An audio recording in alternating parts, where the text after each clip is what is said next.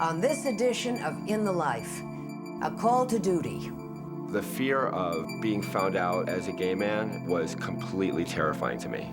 An historic moment. A lesbian has become the Speaker of the City Council, which was huge.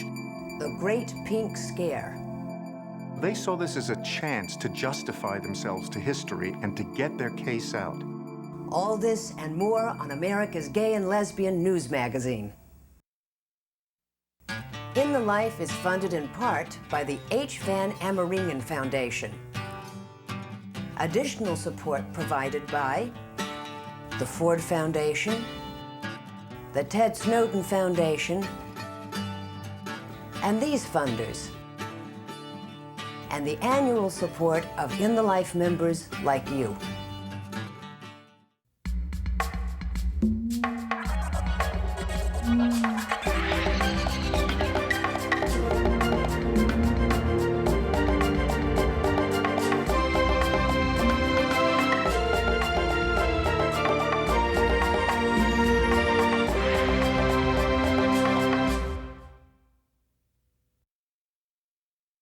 Welcome to In the Life. I'm Cherry Jones, and I am especially excited to host the premiere episode of In the Life's 15th anniversary celebration.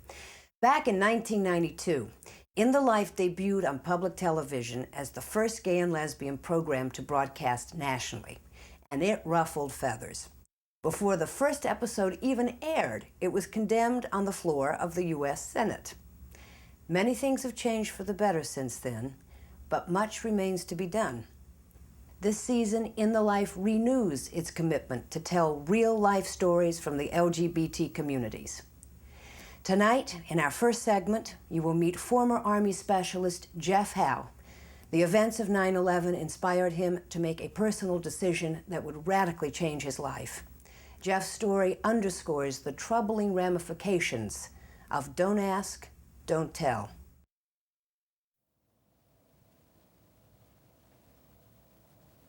9/11 was a catalyst for a lot of things in many people's lives.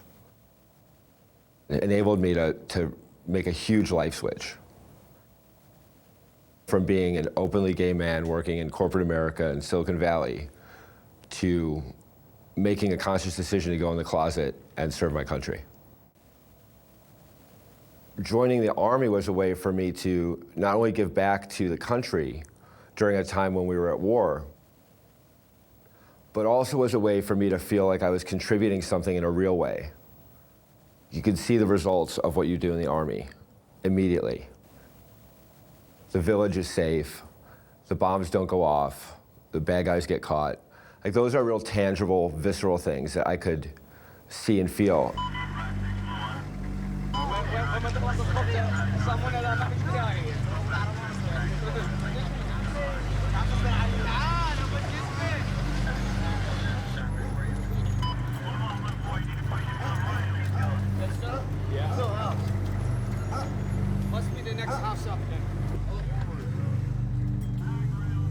When you go into war, I think everyone has a set of notions about what it's going to be like. The reality is never what you think it's going to be like.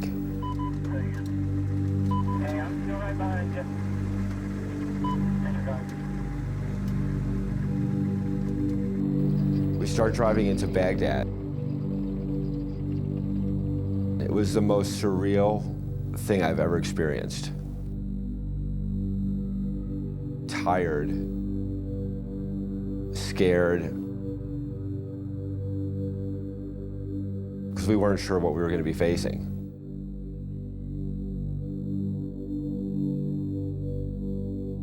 I felt like I was in some perverse parade because we were going so slowly through the streets and there were dead bodies everywhere. Burnt out cars and trash, combined with little children running alongside wanting to just touch us and talk to us. The whole thing was like it was in slow motion.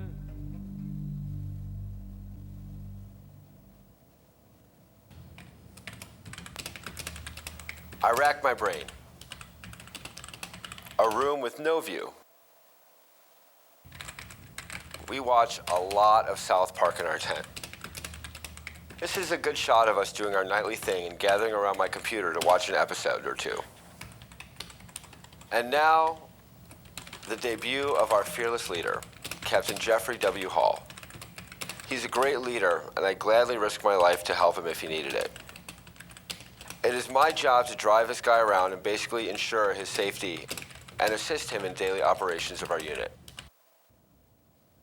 Captain Hall and I are the same age. I felt out of everyone I ever met in the Army, he was probably closest to a peer. We lived in the same room. We ate every meal together. It was kind of cool to have a battle buddy. But it's a little bit tricky when you're gay and you decide to go in the Army because on the one hand, it is a wonderful environment full of teamwork and camaraderie and a sense of belonging. But on the other hand, I was always intensely self-aware that if anyone that I served with knew my sexual orientation, that it would be vastly different. It was a very, very tough thing to manage, tougher than I ever would have predicted going in. The guy that was living next door to me at the next bunk would go, "Hey, Hal, you got a girlfriend?" And I'd be like, think about it for a minute, try and figure out how to best answer the question. You know, in reality, I would like to say, I'm single, but I used to have a boyfriend. But in this environment, I was forced to say, no, I don't, but I just broke up with a girl. Eventually, the story became even more complex as I had, female friends that happened to have pictures of us together. Pretty soon, after a while, I have a whole wall in my locker of me with all these, beautiful women. I mean, it's not something I'm really proud of, but I view it as a survival tactic.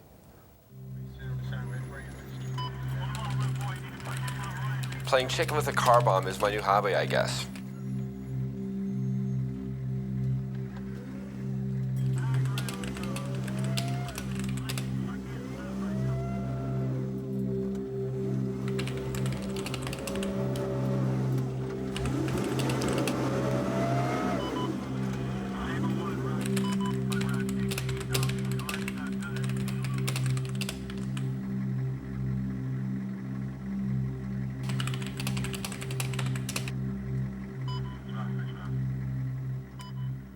That's life in Iraq. It's just a constant feeling that at any time you could be gone. Just checking in. It's been a quiet couple of days. I didn't want anyone to worry about us. They serve 4 meals a day here at Camp Buring. However, in solidarity with my commander, Captain Hall, who definitely needs to drop a few pounds, I've only been eating 1 meal a day. I hope everyone is well, and I miss you all lots. When you're in Iraq, downtime is a precious commodity, and you run 24-hour operations. A lot of times I would be sitting on a guard post in the middle of nowhere for 8 hours from midnight to 8 a.m. That's when the mind kicks in. What's going to happen if I lose both my arms? Or if you die, like what happens? I mean, at night, it's crazy. The fear of being found out as a gay man was completely terrifying to me, beyond losing a limb or dying. I was never really privy to what straight guys talk about with each other about gay issues. So it was a little bit strange because I got to be in the straight guy club. And every time the topic would turn to homosexuality, my friend that I hung out with would make a joke about what they do to queers in Texas, which is chain them up to the back of their pickups and drag them around until they're dead. And everyone would laugh and have a good old joke about it. And if I all of a sudden tell them I'm gay, are they going to do that to me? You know, we're walking around Iraq with loaded weapons at all times.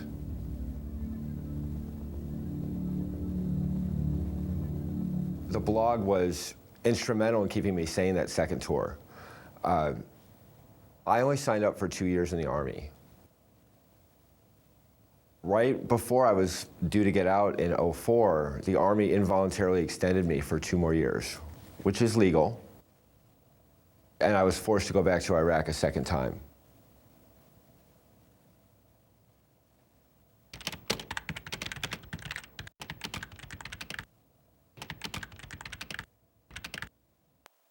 This is a close-up of a spent rocket body lodged inside a vehicle door.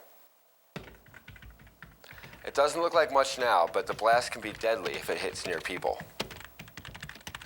I thought it was kind of cool to see a rocket sticking out of the side of a truck, so I took some pictures, put it on my blog as a very sort of like, hey, this is what it looks like when a rocket hits a vehicle kind of thing. 3 days after I put the picture up, Captain Hall, my boss, came to me, said, Hal, we gotta delete the blog. Why, sir, what's going on? Well, someone really high up in the chain of command had heard about my blog from a third party and had gone completely reactionary. So he initiated a counter-terrorism investigation into me, whose sole purpose is to find traitors and terrorists. Given the fact that I'm so close with Captain Hall, I'm like, sir, what's going on? Like, are they gonna wanna talk to me? Can I defend myself? And his response to me at the time was, it's no big deal. Just don't worry about it. Everything's fine. Don't worry about it. 3 days after the investigation began, very early in the morning, Captain Hall came to my room, as he usually did every morning. How, get dressed. So I put on like my running shorts and like a t-shirt, and he goes, no, put your uniform on, which is very strange. And he said, we're gonna go to the chaplain's office. At this point, I'm freaking out because clearly something bad is about to happen. But he won't talk to me, he won't look at me in the eye. He said, let's just go to the chaplain's office. Captain Hall had a folder with him, and he opened the folder and said, Specialist Hal, purpose of this memorandum is to inform you that you are being discharged from the Army on the grounds of homosexual conduct. Which I didn't even know was on the table. Captain Hall was crying, having to go through this with me. During this investigation, an online profile I had on a gay and lesbian community site came to light. So for 3 days, my best friend in Iraq, my battle buddy, at some point had found out I was gay and was forced to begin the proceedings to kick me out for being gay, all in secret. Just that moment, I'll never forget it. Just completely is like, sounds cliche, but it was having the rug pulled out from under me. I'm forced to confront my best friend, not only that I'm gay, which he had no idea, but it's hard to face someone that you've been lying to. Once I was cleared to leave Iraq, which was about a week after I got the news, every day you're sort of waiting to see if they can put you on a helicopter or not. And out of the blue, someone came in and said, it's time. I wasn't prepared to go. I hadn't said goodbye to anyone. someone that I barely even knew from another part of the unit, like, you know, help me put my stuff in a Humvee and drop me off the helicopter. Just me in a helicopter, you know, pulling away and just seeing this whole life that had been my life for so long just disappear. It was like I'd never been there. It never really happened. Like, you know, it didn't matter, I didn't count. I was just being erased from the landscape because of one word. It's out there in cyberspace, gay. It's such a powerful word these days. It can change your life in an instant like that. It's not right. It's not right.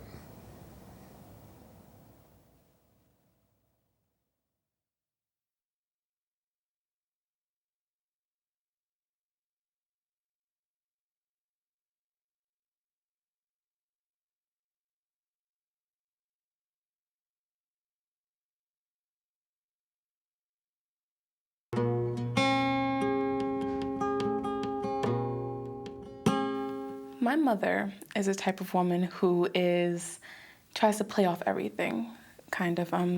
She likes to believe that nothing phases her. So when I came out to her, I remember it was after school, and I had just gotten a flyer for a youth program, and so I was really excited. Like I wanted to tell her, and so I went home. She was cooking dinner, and I remember I was really excited because it was dinner, and I was telling my mom this, so I was like doubly excited. And so I walked up to her, and I was like, "Hi, Mom," and she knew something was up, so she asked me what was wrong. And I told her, well, there's this youth program, and I want to go to this summer program, the youth program. And she said, "Okay, that's it." I'm like, "Yeah, sort of." She's like, what kind of program is it? And so I had to tell her that it was for lesbian, gay, bisexual, and transgendered youth. And she had this look on her face kind of like, "So why do you want to go?" And I'm like, "Well, Mother, I like girls. I have a girlfriend. Yeah, etc." She's like, "Okay." And she didn't really say anything else about it for a while, for a couple of months. And then when she did, again, it wasn't anything negative. It was more like, "I understand. It's not a big deal. There are so many other things I have to worry about when it comes to you, so just take this in stride." And I appreciated that. It was after college, and I was doing my obligatory trip to Europe. And I met somebody, and I fell gaga in love with him. And I was so sort of giddy with that love, I thought, well, okay, I've got to tell my parents, you know, they'll want to be in on this. So for some reason, I chose, well, it was in Rome, and I made the decision in Rome, and I said, okay, I'm going to write them here. And I had heard that the Vatican had a better post office than the Italian post office, so I posted this letter, this very heart-wrenching letter to them from the Vatican post office, and sort of held my breath. A month or so later, I was going back through Paris, and I checked my mail at American Express, and there indeed was a letter from my mother, and my heart dropped, and I thought, oh my gosh. So I opened up the letter, and the first thing it says is, "Dear Carl, your father and I are very sorry to hear about the pain that you went through with your sexuality. But as your brother said, it could have been worse. You could have become Mormon." Christine Quinn's election in January 2006 as the Speaker of the New York City Council marked an historic moment. Quinn is the first woman and the first openly gay person to ever hold this position. Quinn initially made her mark as a grassroots activist, but her entry into the rough-and-tumble world of politics was perhaps inevitable. It's deeply embedded in her DNA.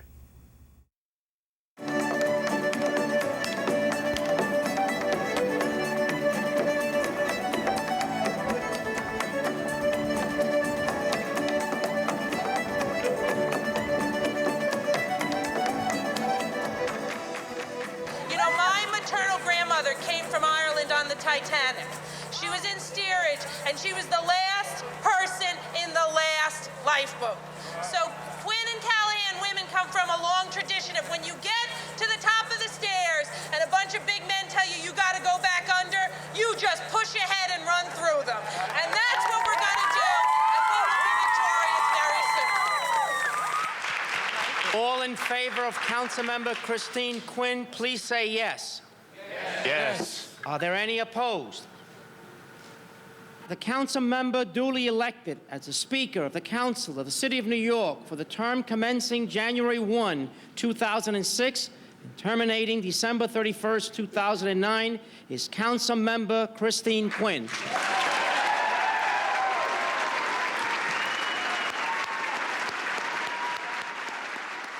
This is historic. This is so great. I mean, this is a lesbian has become, is going to be the Speaker of the City Council, which it was huge.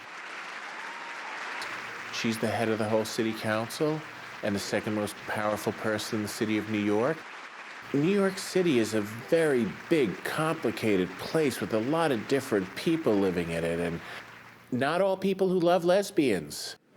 Let me say that I am incredibly proud that in the most diverse city in the world, diversity is seen as a strength and not an impediment.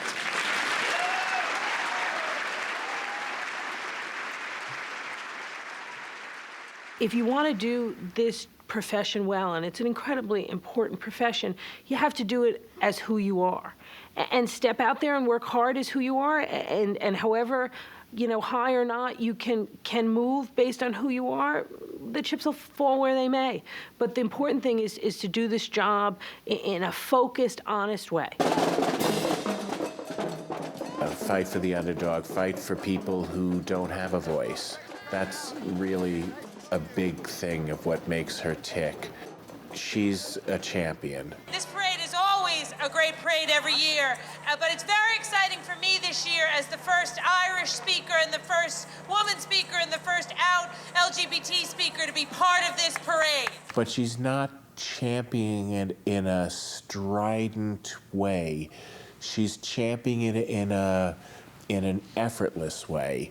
And I think that's what her, leadership abilities are about. If you want to live in the toughest city in the world, we want you to be here. You're a New Yorker, and we want you to get full treatment and full equality.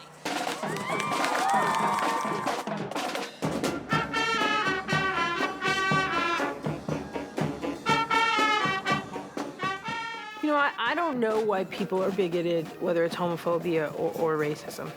What I do know is that there's still too much bigotry out there. Sometimes we like to think people who are homophobic are just homophobic, but I don't really think that's true. I do think that the best way to reduce and end homophobia is for people to meet, know, and work with other gay folks. Sometimes homophobic folks like to think they don't know any LGBT folks, that they've never met them, that wouldn't happen in their house or neighborhood or on their job. So the more folks are kind of out in their job, in their lives, in their neighborhoods, in their homes, it forces people to interact with gay folks. And it forces them to see that, you know what? There's some really great LGBT people out there, and there's some really bad LGBT people out there, and there's a whole bunch of people just in the middle, just like you could say about any other group of folks. She has great skills, great people skills. She understands what people need, what they want. She understands people's motivations. She understands what they're really saying. Hi, Fanny Wexler from the food program. In addition to that, he does an additional program where he picks up catering affairs and gives them out to poor people in the evening. That's great. His own little thing that he does at night. His volunteer work. She really listens to people. 600 packages every week. That's great. Well, thank you for doing that. Unfortunately, right? And they feel like she's on their side. And she's likable. The first thing that strikes you about Chris Quinn is the belly laugh. And I don't trust anyone that doesn't laugh.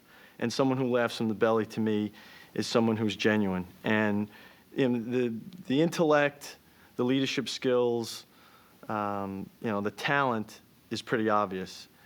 But the thing that separates you, I think, is the sincerity and the integrity. And it comes out early. You can't fake it. The way to be a great politician is to focus on getting things done, to moving things forward. That's what you want in a leader. The only way you can get things done is to build coalitions and to forge consensus and to find common ground. She is always the most prepared person in the room. If you put the work in, then you can do the things that she's done. If you don't put the work in, you can't nuance it and massage it. She's right on the merits. And that hard work, that preparation, throwing yourself into the issue, that's what got the respect of her colleagues. I just want to say that booing of council members when they vote, it will not be tolerated. People have a right to vote how they want, and people should not boo council members when they are voting their conscience on a matter. I take my work home with me. It would be better if I wasn't, but my partner will tell you I am an obsessor and a worrier. So I will think about every conversation I've had in the course of the day, numerous times after it's happened, and worried about whether it was the right thing and worried about whether it was the wrong thing, and so it's part of the DNA. Chris, in her earlier life, her mom died when she was very young. I have to think that, some of the learning how to take care of things happened because, her mom wasn't around. I want to thank my mother, who isn't here with us today.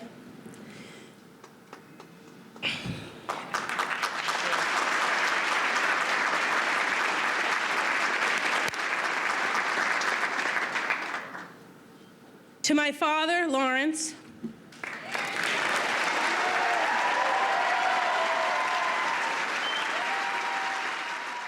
Chris's relationship with her father, they're a team. But, she's kind of bossy with him, actually. And he has a sense of humor about getting bossed around. If he wants to spend time with her, he's going to have to stuff a few envelopes and make a few phone calls.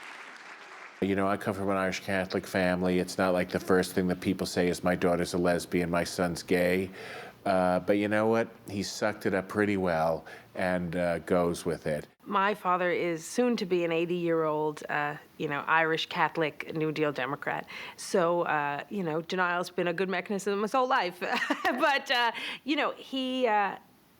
if you mapped out his life for him, 70 or 80 years ago when he was a kid growing up in the Depression, he didn't know from gay, he didn't know from lesbian. He knew from the parish school, and he knew from immigrant parents, and he knew from getting married and raising a family and living up to every duty and obligation that was ever put before him, from serving in the Navy to taking care of his parents when they were seniors, to taking care of my mom when she was sick, to taking care of my sister and I.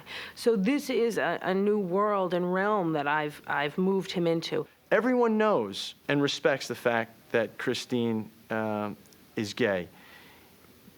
But it's not that she leads with that on every occasion. And that's not to say that she's not proud of it or to minimize the fact, but she does it in a way that you respect, you understand, you accept. Heads up there, Jeremy, we're coming through. She is a Democrat. She is a woman. She's a Manhattanite. She likes the Mets, and she's gay. And maybe not in that order, but she's all of those things. She casts a very large shadow. When she's in this room, she's in this room. And not because she's demanding the attention. She's in the room because at some point you're going to hear the laugh. But she's in the room because she's engaged. She's there. She's talking to you. She's not somewhere else, and she's not pontificating. The downside to power is if you let it go to your head and you think you're actually the one with the power. You never are if you're an elected official. You're somebody who has been given a baton to carry for a finite period of time. And you're allowed the honor of carrying it as long as you carry it with strength and with honesty. Everybody ready? If I didn't have the LGBT community in my home district as a foundation, kind of off of which I could jump, I wouldn't ever be able to work with other folks on broader citywide issues. Thank you for your support. Thank you for your friendship. Thank you for your trust. I promise I won't let you down. I'd love to see you be the mayor of the city of New York one day. Does anyone hear the words Deputy Mayor Otto? No. I truly would love to see her be the mayor of New York City. I think she's that good, and she's that passionate, and it would be a whole hell of a lot of fun.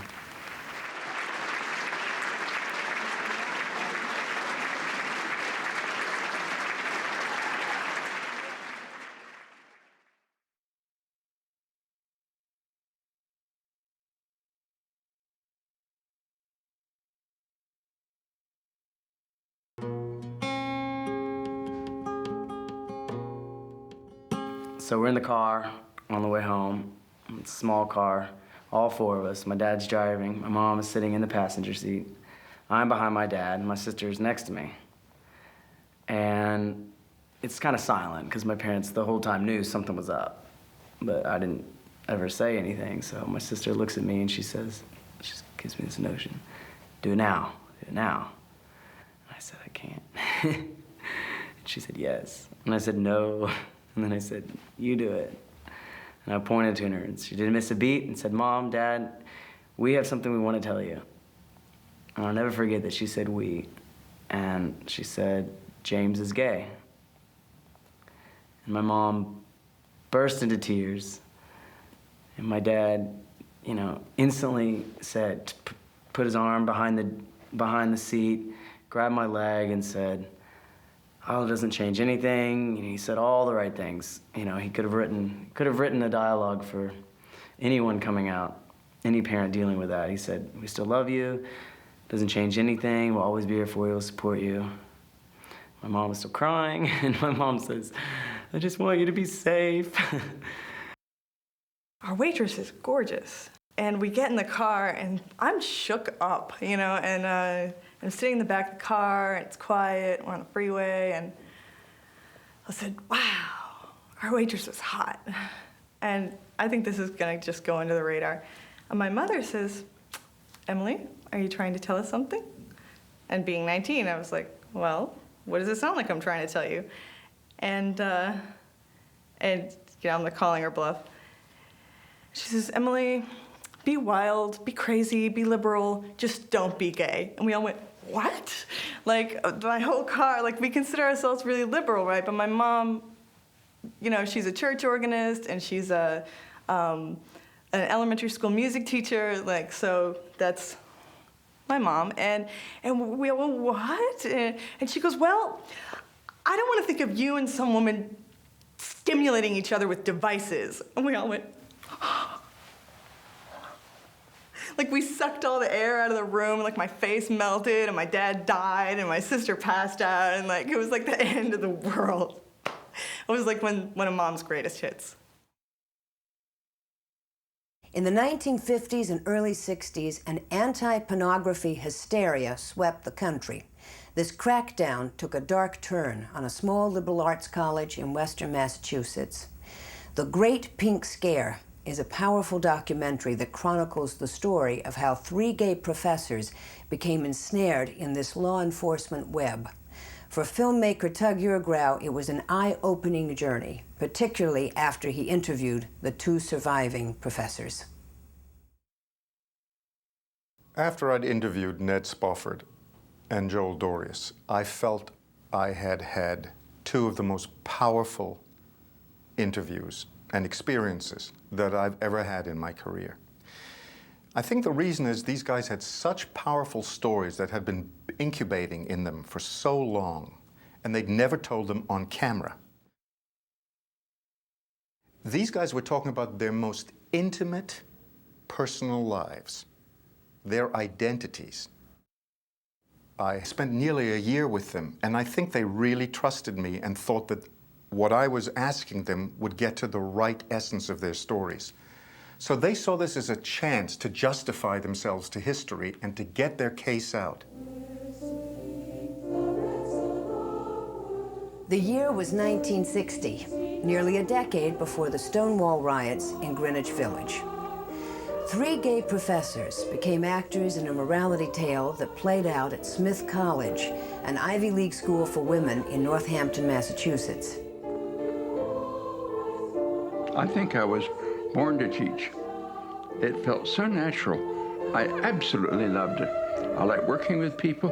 I like being paid to read and illuminate what I was reading. It was just joy. And anything that cut into that happiness was for me death.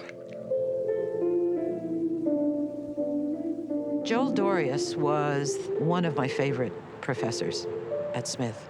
He taught 17th century poetry, and I adored the course. I adored him. We would take long walks along Paradise Pond here and talk about poetry.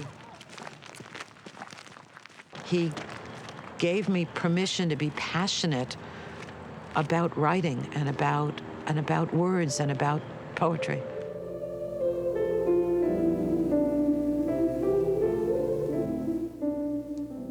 Teaching was a very intense experience for me, and we were talking about what I loved most, which was poetry. It made or broke my day. I mean, if a class went well, I was exuberant, and if a class went badly, I was disappointed. The real superstar on campus was Newton Arvin, National Book Award winner and internationally known as a biographer of Herman Melville. He mentored other English professors and nurtured young writers. Newton Arvin, who's the very image of Casper Q. Milquetoast. Bald head, slight, big spectacles, all the body crowded like this, had this raging love affair with this outrageous, campy, sexy imp named Truman Capote. And what drew them together was their artistic sensibilities, their genius. Newton Arvin, Ned Spofford, and Joel Dorius were friends and colleagues who shared a passion for literature. But something deeper also drew them together, a secret. They were living the life of closeted gay men. We lived in kind of an oasis with Springfield nearby. Probably outside of New Orleans, there was no freer and open bar scene than in Springfield, Massachusetts, with 4 or 5 gay bars. There was 1 or 2 lesbian bars.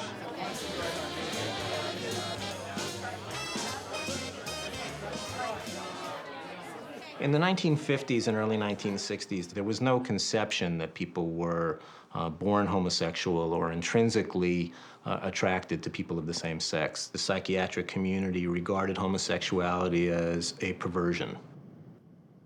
I think that I had probably a very persuasive image to the straight world. It was a facade that I worked hard at. I wanted to appear to be an eligible bachelor at the same time that I was living this other life. What I learned in making this film is that there was a great deal of loneliness, and there was a real concern that you maintain a facade, especially in small towns like Northampton, Massachusetts, because being homosexual was considered a crime, a moral failing, and a psychiatric illness, literally. Of the 3 Smith professors, Newton Arvin was the most tortured by his double life. The hatred directed towards gay men began to take its toll, and the constant pressures of a clandestine life became too much to bear. He was a deeply troubled man. He was very depressed. He was uncomfortable about his sexuality. He had tried to kill himself a couple of times.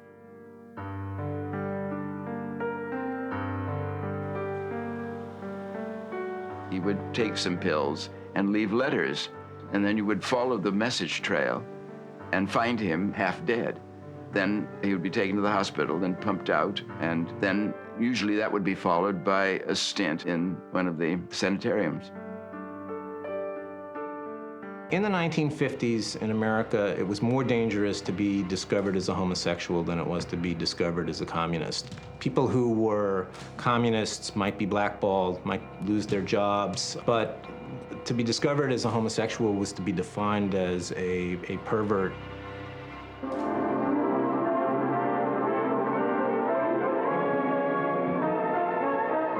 A flood tide of filth is engulfing our country in the form of newsstand obscenity.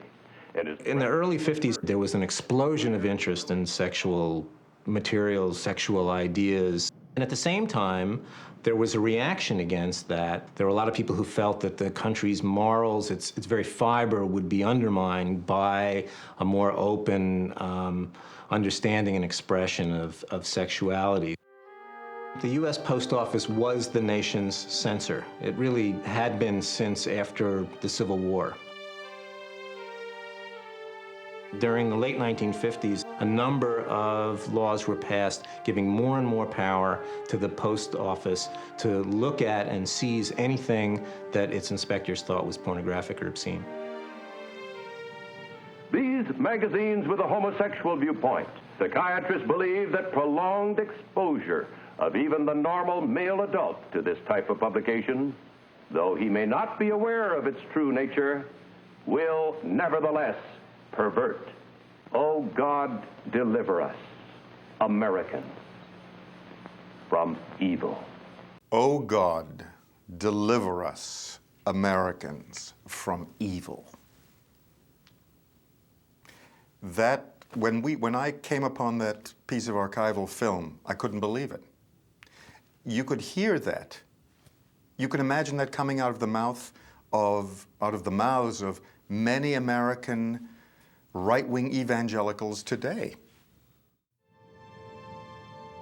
In the late 1950s, Massachusetts passed one of the most stringent anti-obscenity laws in the country that made it a felony to have and show somebody else anything that was regarded as obscene or pornographic, with a maximum prison term of 5 years. And to back it up, the state police established an anti-pornography squad. This was the most aggressive anti-porn unit any place in the United States.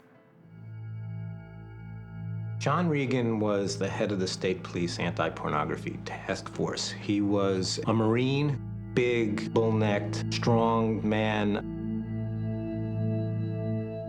The state was his life. He was a very aggressive investigator. His nickname was Dirty Pictures Regan because he took the pornography that he confiscated and spread it around the state police barracks. In the fall of 1960, the Springfield postal inspector examined a package of photographs addressed to Newton Arvin, and that set Sergeant Regan's task force in motion.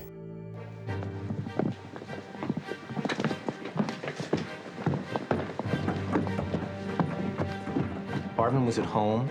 He was alone in the apartment. There was a knock on the door.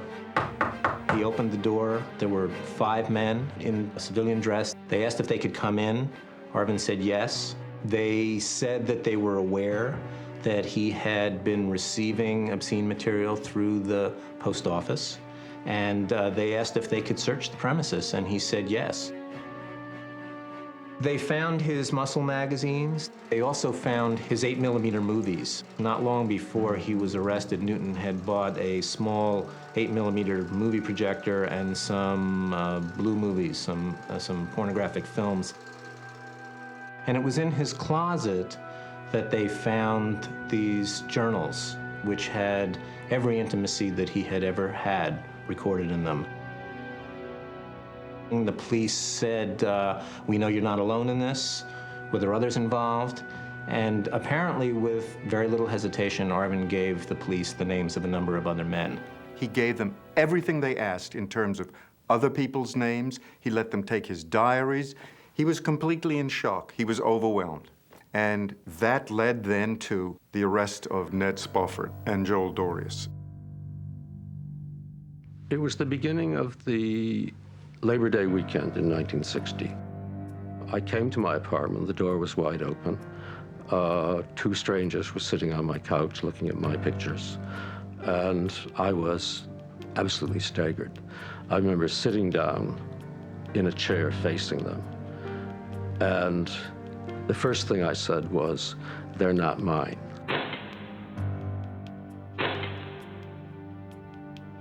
I'd been vacationing in Provincetown, and I read one morning in the New York Times the name of Newton Arvin, that he was arrested at Smith. I think the word pornography was used. I heard over the radio there was a warrant out for my arrest. Police all over the streets looking for me as I was driving to Cambridge to leave off my friends. I saw in a later edition that my name was there and the word pornography again used, and it was then that I thought of a time about 10 days before when Newton and 4 friends were at his house sharing some naked photos of males. They took me to the police station, and then I knew I was in deep trouble. At that point, Sergeant Regan asked me if anybody else had seen the pornography but me, and I said yes, a few of my friends have seen it.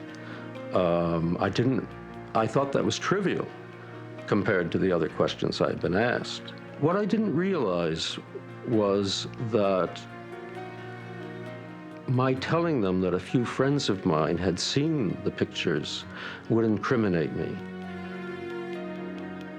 I had guessed that Newton must have been arrested first, and that somehow my being arrested was due to him.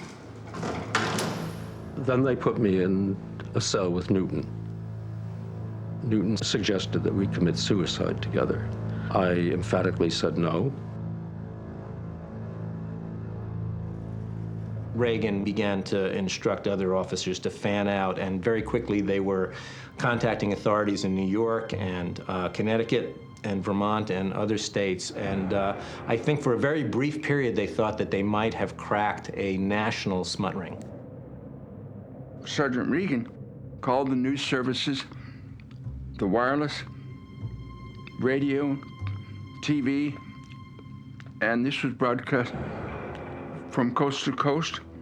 A friend of mine nearly drove off the highway when he heard it in California on the radio. 3 men had pornography. Period. Their friends who were gay had seen some of it. Period. And this made the New York Times.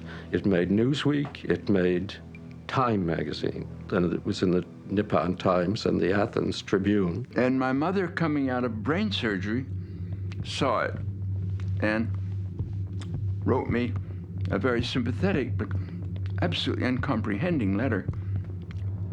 Under the new Massachusetts pornography law, the 3 professors were charged with felonies. And there were 2 witnesses against Joel, Sergeant Regan and Newton Arvin. The fact that Arvin testified against Joel, I think, was the thing that sealed his fate for those who already felt that he had capitulated too much. It was one thing for him to blurt out Ned's and Joel's names under threat of intimidation by the police. It was another thing entirely to agree to take an oath in court and testify against a friend. Gradually, I built up an intense fury against him, and now I'm left in a state of just shocked. I'd ask him if he did think that he was rescuing his soul from the blight of homosexuality by confessing to the police so fully. What right did he have to bring his friends down with him? I am baffled by his character. I thought that we were each other's closest friend in Northampton, and he gave my name to the police. I think his own sense of guilt must have led him to feel that every homosexual he knew was guilty of sin and deserved to be punished. And I think Newton felt relief when he was punished. Newton Arvin was a victim who became a victimizer. Newton Arvin was a victim of the morals and culture of the day. He was a gay man. And everything he was reading in society and everything he'd been brought up told him that being gay was a sickness and a crime and a sin. So he had to live with that tension. There was a large state mental institution across Paradise Pond from the Smith campus, and after a couple of weeks of living at home, Arvin became so desperate, so isolated, so lonely that he went into the state hospital, where he stayed for a number of weeks. He came out, and periodically over the next 6 months, he returned 3 times. He said he was the most comfortable when he was at the state mental hospital. That's when he felt like there was no need to put on any pose or pretend to be anything other than he was, because he was with those who were declared mentally ill. So he could behave like a mentally ill person. He could just be himself. That's a very sad testament. Then the faculty looked at the situation, and I think this is the first time that this had ever happened in the United States. And the question was, are people who are homosexual morally fit to teach? And the entire faculty voted unanimously to retain Ned and Joel, despite their arrests, despite their convictions. I felt tremendously supported by the faculty at Smith. At the meeting where the issue was discussed, the faculty meeting, almost the entire faculty voted in favor of asking the trustees not to fire us. The trustees voted to overrule the faculty decisions. Plainly, the Smith trustees did not want men who had been convicted on morals charges to remain on the faculty, regardless of what kind of teachers they were. Well, that happened so fast. The house of cards I'd built fell and smashed, and I had no job in the world, no profession, nor any possibility of a return to one. I worried mostly about Joel Dorius because everything I had heard about what happened to him said that his heart was broken. The fact that Joel might never teach again, I thought was criminal because he was such a great teacher. Newton Arvin never taught again. He died a convicted felon in 1963. Ned Spofford and Joel Dorius appealed their convictions. 3.5 years later, they were exonerated. This case happened right at a big sea change in American life. And it got caught up in that sea change.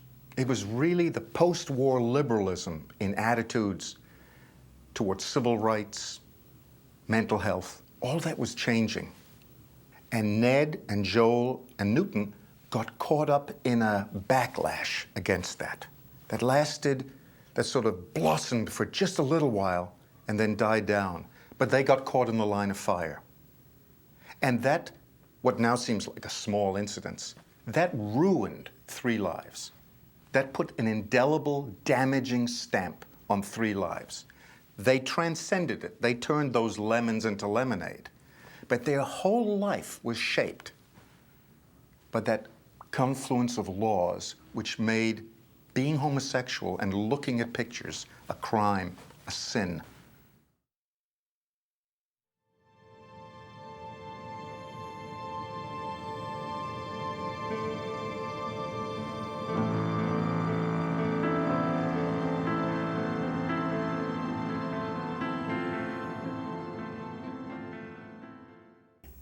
I'm Cherry Jones, and for all of us at In the Life, thanks for tuning in, and we'll see you next month.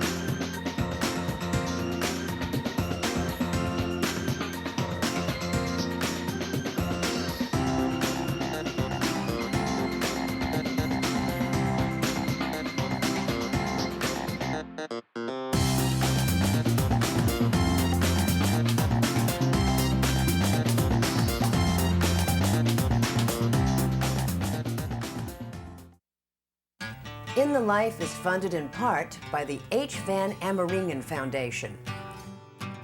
Additional support provided by the Ford Foundation, the Ted Snowden Foundation, and these funders, and the annual support of In the Life members like you.